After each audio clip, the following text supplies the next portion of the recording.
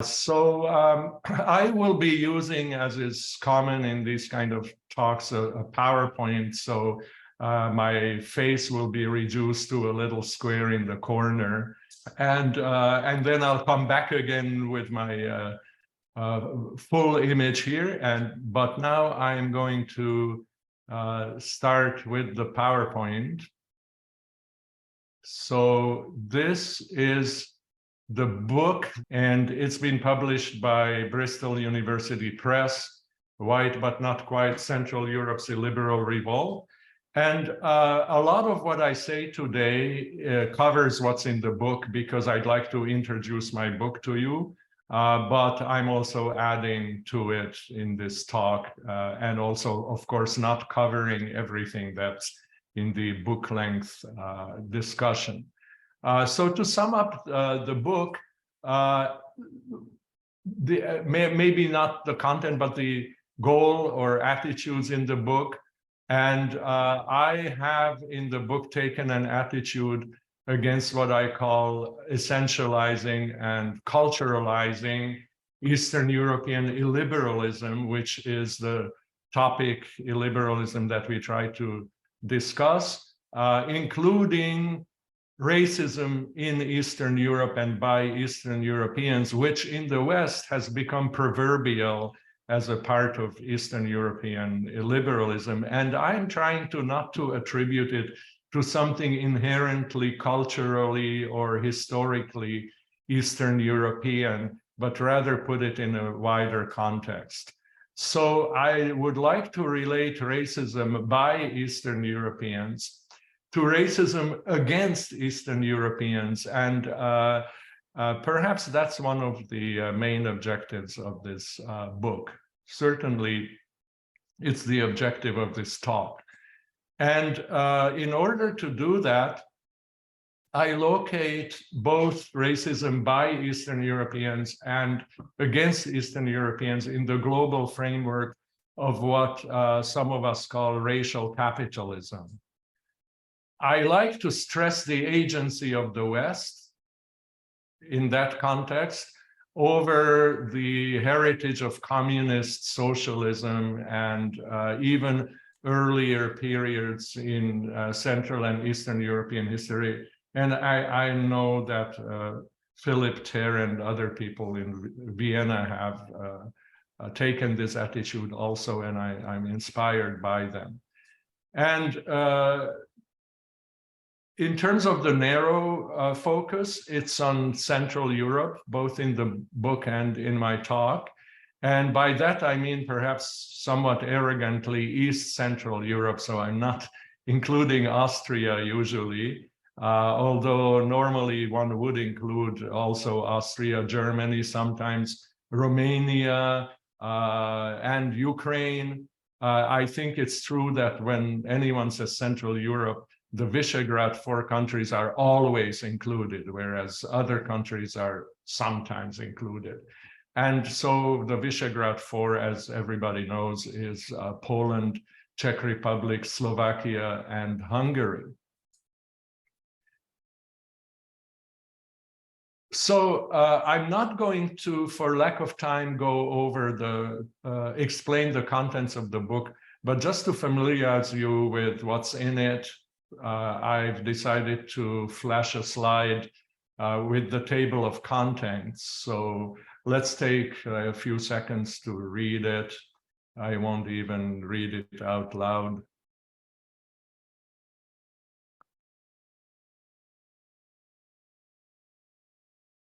I'm not sure that the titles are self-explanatory, but hopefully they're enticing. So you can find out more about what they're about if you decide to read the book. I know some of you maybe have read it already. And I end with a football match. So in case you're interested, that as well as many other sort of bases are covered. And at the end of the book, I have a one-page postscript which relates what I have written to my own personal experience as a kind of super hyphenated Central European, Czech, Slovak, Hungarian, Jewish, Canadian, Central European, because the book is quite personal for me, even though it's not written that way. I think my thinking about these topics has been motivated by my personal experience. And I must say that it's been validated very often when I talk to other people in or from Central Europe, that I think some of the attitudes that I express there resonate with most, certainly not with all of them. I have a similar piece of work, much shorter, coming out. The book is addressing an educated audience, a general audience, but this is more technical, and it is the introduction to a special issue of the Journal of Ethnic and Migration Studies that I've co-edited with Alex Lewitsky from the University of Sussex. And we just can't wait for it to come out. It's really ready almost to come out, but finishing touches are being put on the project by the editor. And I'm quite sure it'll come out in 2023 or maybe online even before that. So this would be a more technical discussion of the same topic. So let me summarize the talk as opposed to the book. So I will talk about racism by and against Eastern Europeans. I will relate it to racial capitalism. And to go into some detail on that, I'll speak about what I call an illiberal alliance between the national bourgeoisie and parts of the lower middle class and upper working class. Of course, this will be explained. And then I'll add something that's not in the book. And I will relate racism against Eastern Europeans to the inter-imperial rivalry between the West and Russia. When the book was finished and I was doing the final proofs in April, I asked the publisher if I could revise it to add material in the wake of the Russian aggression in Ukraine, but it was not possible anymore given the publisher's schedule. So I have made some changes in the book that do take account of the war in Ukraine, but I would have liked to do more. I plan to do more, and I would like to discuss some initial thoughts on this with you here. So first, racism by Eastern Europeans. And we know what we're talking about there. There is a general feeling, certainly in the West, but I think even in Central Europe, that Eastern Europeans, including Central Europeans, tend to be unusually anti-migrant, for example, racist against migrants of color, not against white migrants like from Ukraine as much, although we've also seen racism against Ukrainians, Islamophobic, and this recently evidenced racism, the most spectacular example of which was Viktor Orban building a razor fence to keep migrants out during the crisis of 2015-2016. This is often attributed to some kind of an inherited cultural or historic predisposition in the area to anti-Semitism, and also to authoritarianism, so that it's widely believed that Eastern Europe is not an area where democracy is at home, that it is an import, and that Eastern European democracies are an imitation, because democracy is not locally rooted while authoritarianism is. So part of this perception, because here I'm not talking about what I think are facts, I'm talking about perception. I'd like to make sure that that comes across. In fact, I don't find those statements to be more than half true, if true at all, because in my view, Eastern European racism is not distinct from Western European or Western racism in form. We can discuss if it's different in its political success. I think it is. But in substance, in form, what it is, Eastern European racism has very few, if any, features that we also don't find in Western European racism. And also, these forms of racism, including anti-Semitism, typically come from the West. Okay, I think maybe the most famous counterexample might be the Protocols of the Elders of Zion, this anti-Semitic tract that came out of Russia in 1905. But the Protocols of the Elders of Zion were based on anti-Jewish and anti-Masonic and other hate literature in the West. So I think it's generally true that the forms of racism known in Eastern and Central Europe are not different from those in Western Europe, or more generally, the West. So racism against Eastern Europeans, I like to call it Eastern Europeanism, just to have a name for it. And it has two aspects.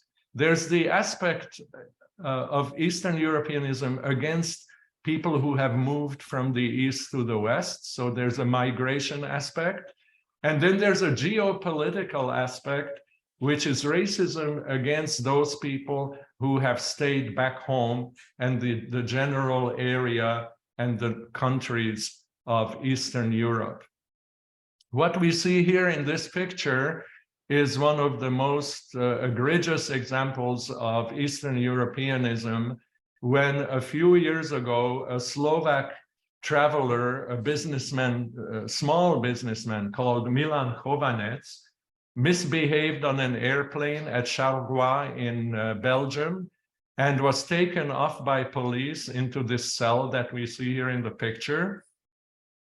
And he was violently restrained, including, it's reported, by people pushing on his chest, while a policewoman raises the Nazi salute and points with her fingers to where a Hitler mustache might be imagined. And tragically, Chovanec later died in controversial circumstances, but his family believes that he died because he was choked to death by this group. And his wife compared this violence to the death of George Floyd in the United States that so inspired a new wave of the Black Lives Matter movement.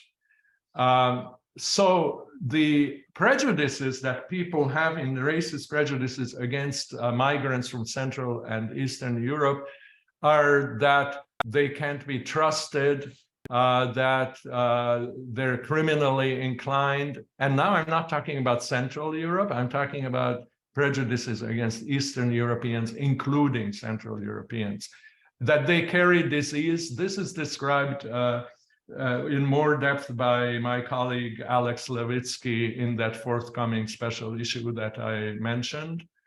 And these are tropes, racist tropes, that are really not different from tropes against any migrants. They're anti-migrant tropes, basically, and don't have that much that's specific to only Eastern Europeans. When we get to Eastern Europeanism in geopolitics as opposed to migration, then now we're talking about prejudices about the area and its people, and the tropes are different. So some of them can be related to Orientalism, especially the alleged predilection to authoritarianism in the area. And I have also a book on early Orientalism, it's called, and it's about the ideas of the Oriental despot and unlimited power in the hands of a leader associated with the Muslim Orient, but we can relate to that the ideas of Eastern Europe also being Russia, especially authoritarian area. And the other set of more recent tropes in this racism are tropes of failure, okay, that these are failed states, that they're disorderly, and that people there are unhappy. I list them in the book sort of impressionistically, and call them half-truths, these prejudices about Eastern Europeans. So one of them is that freedom and democracy failed. Okay, we have a lot of like big books around, excellent books that try to explain why freedom and democracy have failed in Eastern Europe. Like I don't think I should anticipate that that is unambiguously true. Or that corruption is beyond control, or that poverty is rampant, or that there are gangsters and prostitutes everywhere. So there's crime, unusual degree of organized crime and sex work, and that people are surly and miserable. Okay, so this, I list these in the book as common Eastern Europeanist prejudices, and I call them half-truths because none of them are completely true, at least of Central Europe. Not even the commonly stated opinion that out-migration is draining the population. There's some truth in all of them, but it's not true that always it's more so in Central Europe than it would be in Western Europe, or that it's completely so. So here it's necessary to talk of facts, because I know that a lot of people believe those things. And I have an entire chapter where I use quantitative information that I don't usually do, in order to problematize these statements. So I claim that the facts that confirm these tropes are don't do so, but are used to do so because of two methodological errors. The first is that anything that happens in one place in Eastern Europe, you can say happens in all of it. So you only need one or two examples, and you don't need any counterexamples. And in fact, you don't even need to look for counterexamples, because obviously if something happened in Latvia, it's okay to say that it happens in Eastern Europe, implying that it also happens in Bulgaria. And you don't need to trouble yourself to study Bulgaria in order to disconfirm that. And the second point is related to it, that anything that happens in Eastern Europe, the first thing you need to do is to look for an explanation in terms of how Eastern Europe is different from the West. Okay, and if you have these two assumptions, then you will indeed find a lot of facts to confirm all of those things that I mentioned, because you will always find them substantiated somewhere in Eastern Europe at least once. And if you don't do the comparative work on the West, you will be quite convinced that these are typical Eastern European phenomena. And since Central Europe is Eastern Europe, they must be true also of Central Europe. And I challenge these methodological errors in my chapter 4, half-truths and facts. So just to give you one example that, you know, indeed I do use quantitative data, I'm very proud of it because usually I don't, is like this chart, which is from the Swedish Varieties of Democracy project, which I don't think has any axe to grind. And in 2020, when certainly it was very common to say that democracy was fading, dying, or not existing in Central Europe. They had what they consider to be as objective as possible a liberal democracy index. And lo and behold, Slovakia actually has more liberal democracy than the USA. Now, if you look at it as a whole, it's true. And that's why I say we're dealing here with half-truths, not falsehoods. It's true that the Western countries tend to be on top. But it's not true of Slovakia and the Eastern European countries at the bottom, but Slovakia and the Czech Republic seem to be in the same group as the UK and the USA. And the real break is between the Czech Republic and Poland. But also Poland is much closer to the USA than it is to Russia. Okay, so while there is some kind of something going on, it's wrong to generalize it to saying that liberal democracy is dead in Central Europe. Okay, that is not true according to this. So this racism against Eastern Europeans that I have just very briefly glanced over is a personal experience by people from Eastern Europe very often. And I'm fond of this example from Twitter. All I have to say about the Eastern Europeans are white people readily embraced by the West debate is that people saying this have clearly never been immigrants from Eastern Europe to the West. So this says to me two things. The fact that 4,000 people liked it means that this is a widespread experience and I share it. But there's also the fact or the suggestion here that Eastern Europeanism is not well known, okay, that it's not much talked about, and that people who are not Eastern Europeans don't perhaps even believe that it exists.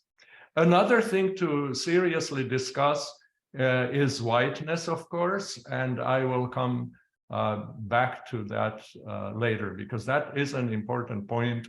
To doubt that racism against Eastern Europeans is like racism against non-white people, I doubt it myself. Okay, I'm not trying to equate those things, and I'm going to come back to that very soon.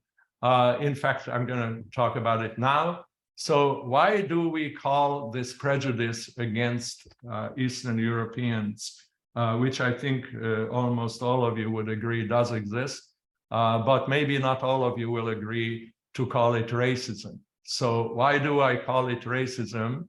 And it isn't because I think that racism against Eastern Europeans is as vicious or as systematically entrenched as epidermic racism. Epidermic meaning, of course, racism based on color, like racism against Black people. No, I'm not making that equation. Racism against the Black people is more entrenched, more vicious, and not only in America. And it's also difficult to get rid of, whereas Eastern Europeans, being white, can more easily pass into the general population, especially their children. So I know in Europe, especially, there's a lot of objection to using the word racism in a European situation at all. And often people see it as an import from the United States. But let me remind you that Europe does have a history of using race and as a concept, and it was the German Nazis who did it, because they definitely called the Semites and the Jews a Rasse, and they used expressions like Rassenhygiene and Rassenwissenschaft. So that racism was not against Black people, and it was not based on color. And in my book, I have a chapter that explains why I think, and others think, why we think that racism doesn't need to be based on color. Okay? But racism against Black people is very much more vicious. than it is against Eastern Europeans. So that's not why I call it racism, but I call it racism because I believe that Eastern European is generated by racial capitalism, just like other racisms. So in the next part of my talk, I'm going to explain what I mean by racial capitalism. Racial capitalism is not a kind of capitalism, but it's an aspect of capitalism, where because all capitalism is racial, or at least perhaps most capitalism is racial. And capitalism racializes the barrier between areas of capital accumulation on one hand and labor exploitation on the other hand. So the idea is to concentrate the capital not just in the hands of an individual, but to benefit an individual accumulating capital by privileging their group. So in other words, there are groups that accumulate capital and are not interested in sharing it with others, including those who would be raising the wealth through their labor. And now this difference between the core and the periphery of capitalism, to use Wallersteinian terms, is justified by racialization, so that then through racist tropes, we can explain why we're excluding other people from capital accumulation and why it should be reserved only to us. So in terms of epidermic racism, the best known example is white privilege. Okay, white privilege restricts capital accumulation to white people. But, and this is where we are treading on relatively new ground, but racialization is used also between more and less privileged groups, and in terms of white privilege, between those who have more white privilege and less white privilege, and I call them more and less white, metaphorically, groups. Okay, so it's not like white privilege aims to reserve capital accumulation for all white people, but only for some white people.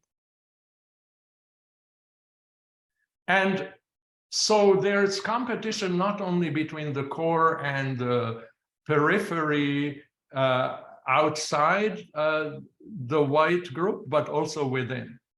And more, what I would like to suggest that this competition between the core and the periphery is at the levels of not just between capital and labor, but it's also kind of transitive and nesting. So there's competition between the core and the periphery at the levels of both labor and capital. Let me explain.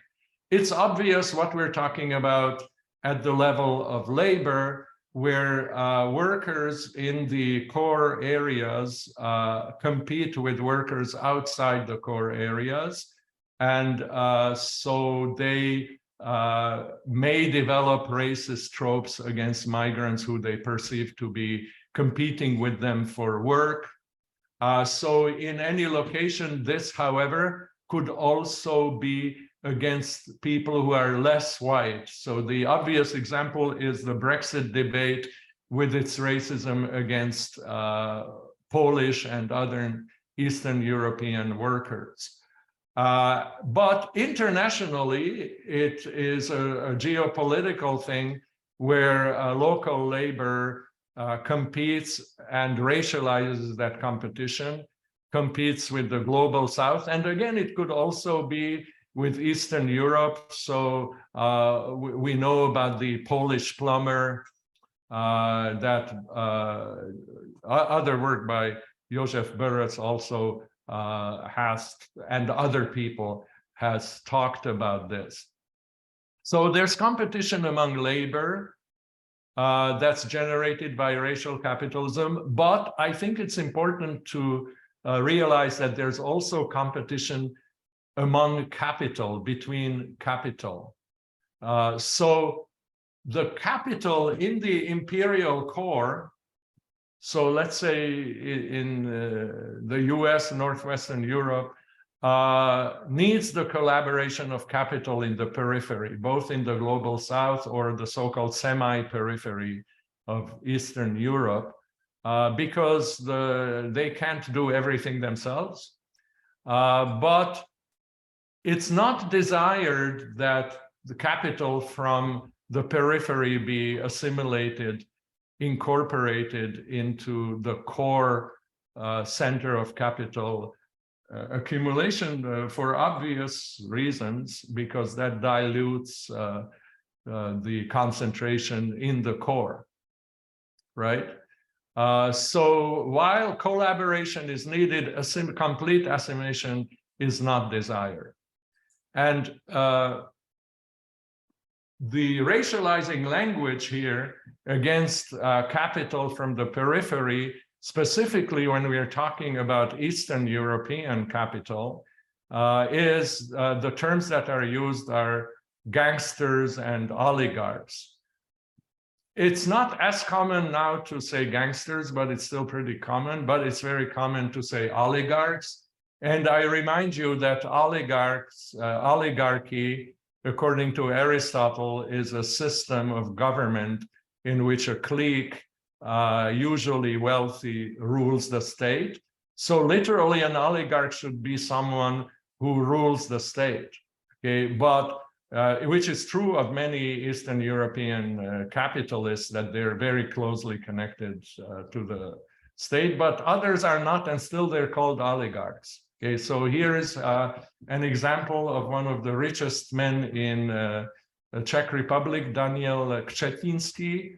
And Křetínský or Kretinsky is very heavily involved in the French media, as well as media elsewhere and other businesses. And when he acquired a decisive share in the classic, prestigious Parisian newspaper Le Monde, there was quite a campaign against him based on the idea that he was an oligarch, the word was used all the time, that couldn't be trusted. And there's a French author who wrote a biography of him and points out how often Křetínský was described in the same terms as Russian oligarchs. But the fact is that although Křetínský's had, like almost every rich person, many shady dealings, and has sometimes is suspected of being too close to some politicians, but not too often. And in fact, Křetínský isn't any more closely connected to the Czech government than many wealthy Western business people are connected to their government. So to call him an oligarch is like literally not correct. And the only reason the opposition to him happened in those terms is that he's from Eastern Europe, on my reading. Now, when we look at capital in the Central and Eastern European semi-periphery, what we find is a kind of conflict between those people, not just very rich people, but sort of quote-unquote elites, who are plugged into the transnational, the system of transnational capital. And then we find so-called national capitalists whose wealth is raised more locally. This is what I'm saying here on the slide. Some groups are more connected to transnational capital and others less so. And those others are the national capitalists, the more locally connected group. And I think I seek here in the conflict between national capitalists and transnational capital, some of the sources of illiberalism and racism in Eastern and Central Europe. So the national capitalists are better able to exploit their connections with the government than the transnational ones who may not be so rooted in the country. The most notorious example, perhaps, is here in the picture, Lőrinc Mészáros, who is a friend of Viktor Orban, and through his friendship with Orban has become one of the richest men in Hungary. And in fact, some people think that he holds properties in his own name for Orban. So he's certainly an oligarch, and he's certainly incredibly implicated with the government. And that is true, but not to the same extent at all of many national capitalists. The sectors in which national capitalists predominate may include construction, media, banking, and also making parts for transnational companies' assembly factories, servicing them, and so forth. So all activities that are more locally centered than globally centered. And again, I need to point out that this does happen in Eastern Europe, but it also happens in other peripheral parts of the world. It happens in the rural parts of the US. It happens in France also.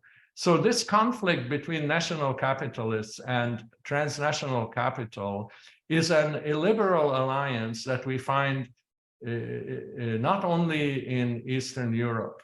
Okay, it's an alliance between these national capitalists on one hand, and on the other hand, lower middle class and upper working class white voters. And what they have in common is that they both seek the protection of the state. National capital needs a popular base. And so these workers who are not quite at the bottom of the socioeconomic scale, so they still have something to lose, are monopolized, are mobilized through racializing discourses. Together, they demand state support.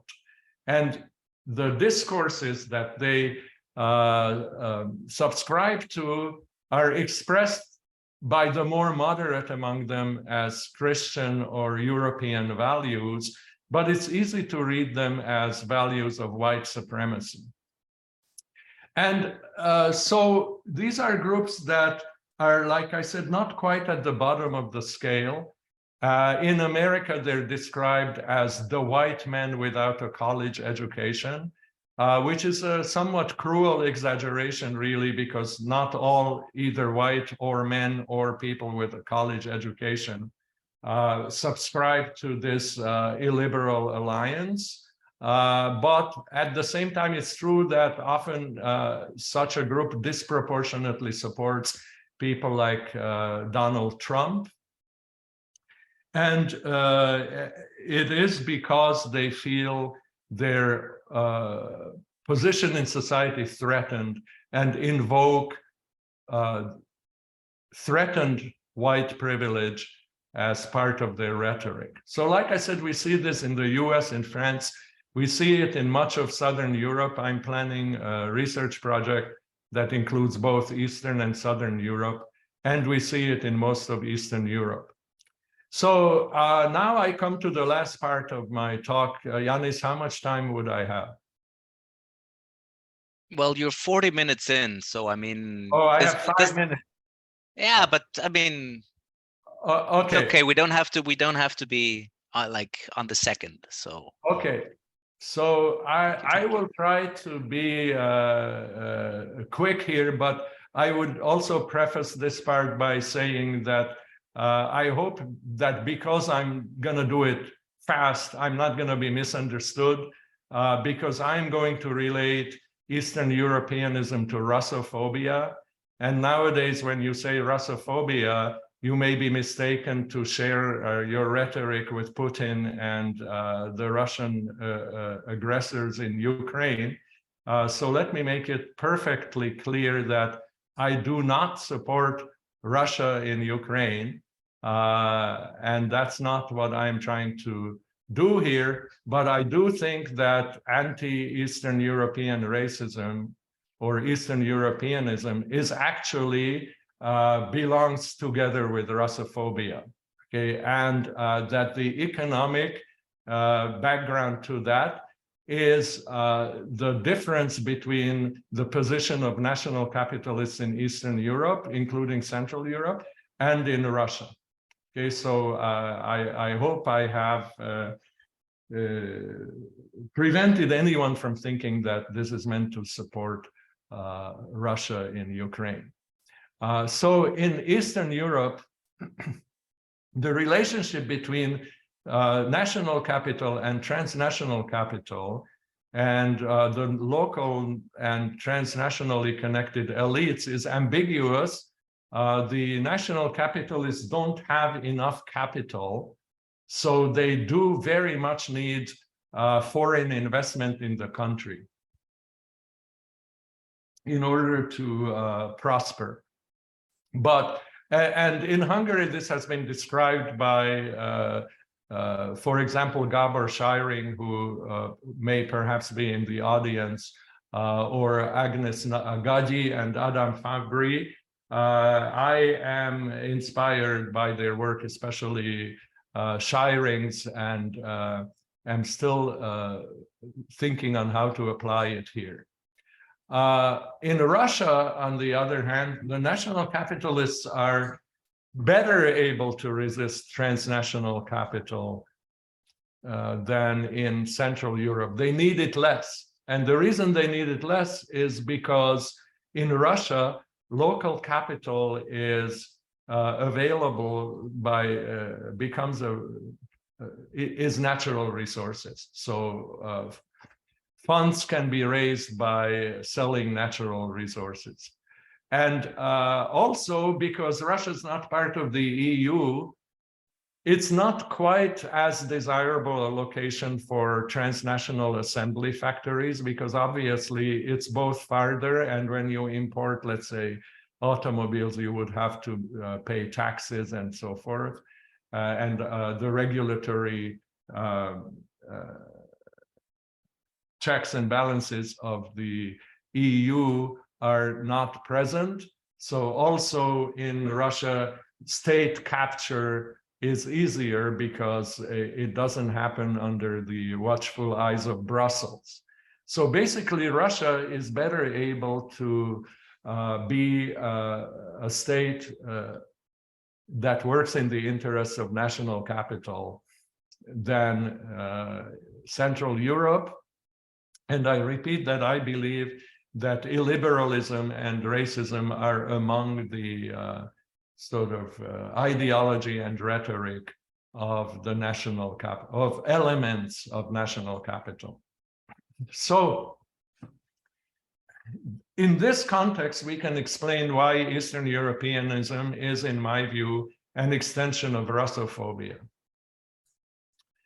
Because in 1989, the intended prize, what the West wanted, what Western capital wanted, was to extend the reach of Western networks into basically Russia. That was the most important place, and to turn Russia into a periphery within the Western-dominated transnational core periphery system.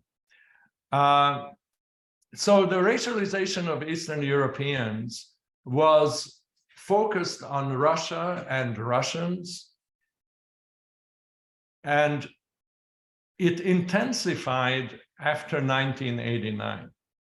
Okay, so Eastern Europeanism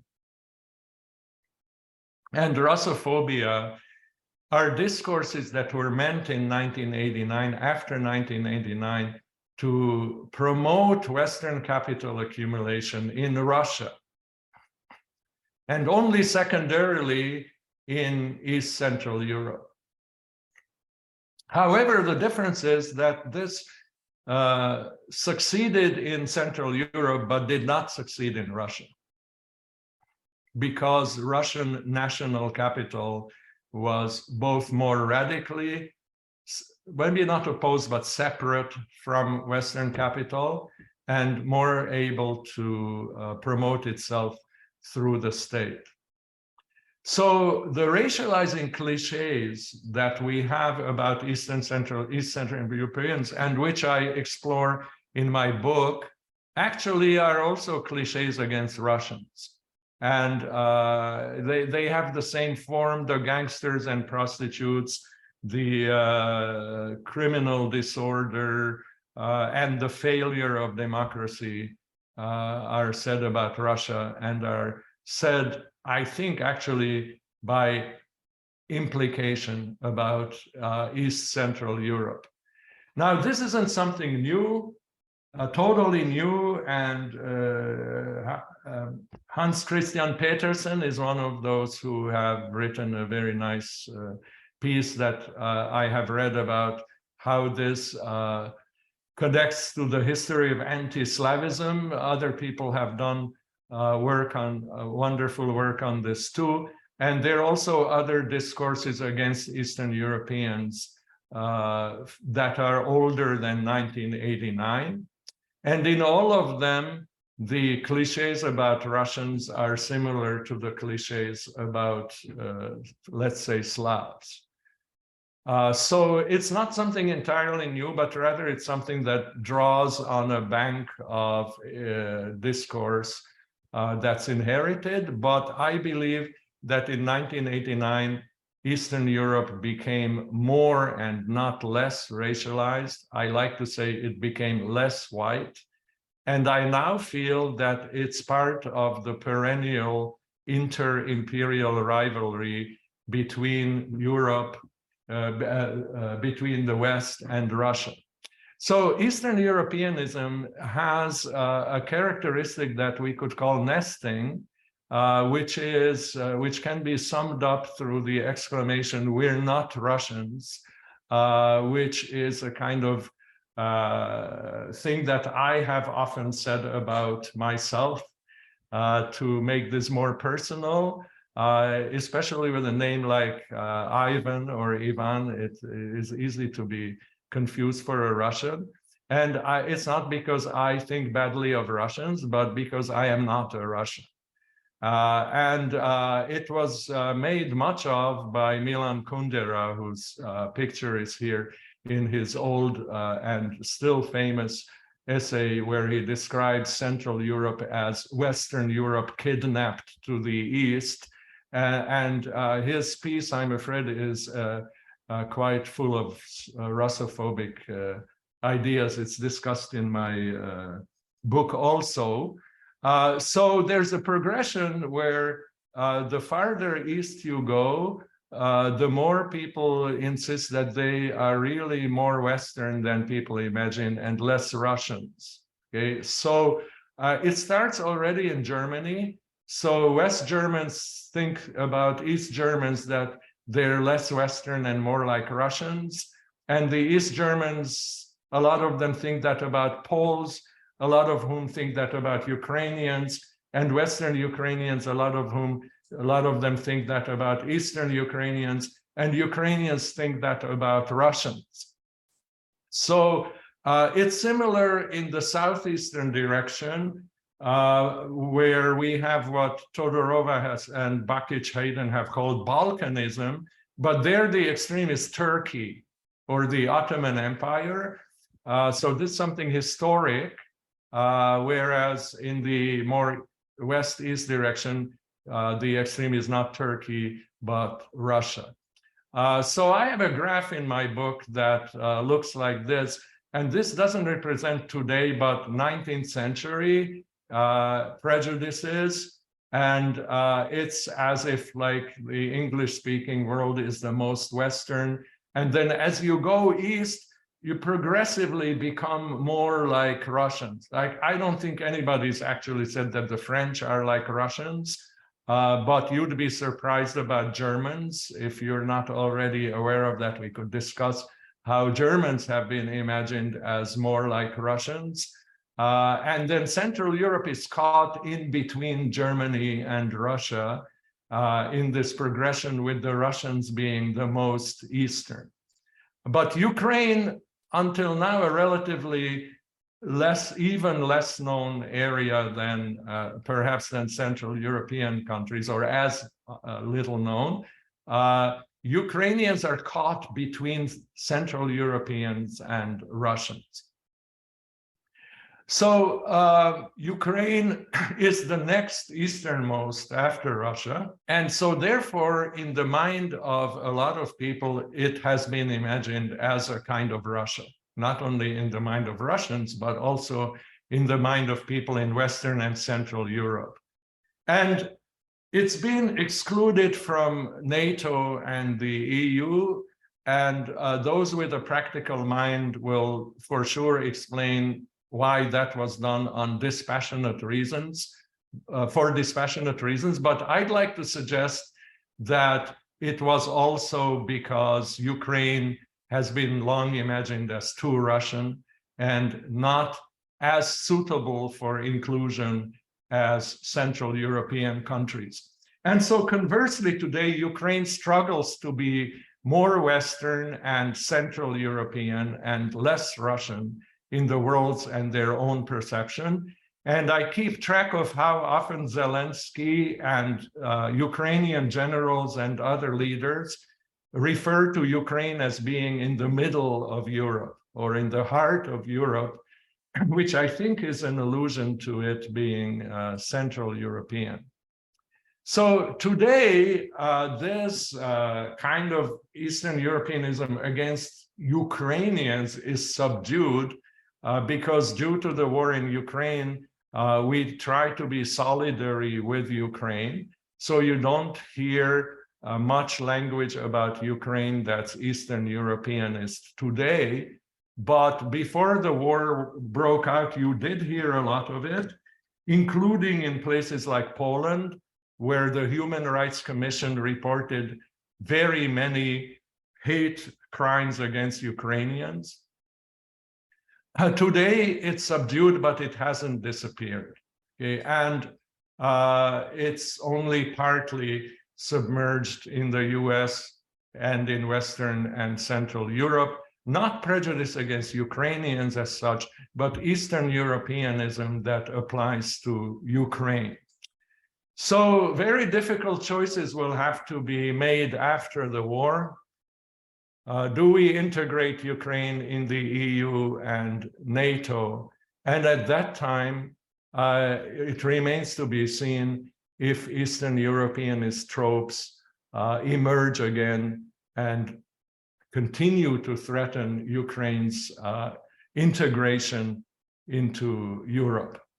And that's on that sad note is where I end. So thank you very much for listening, and I'm looking forward to the discussion.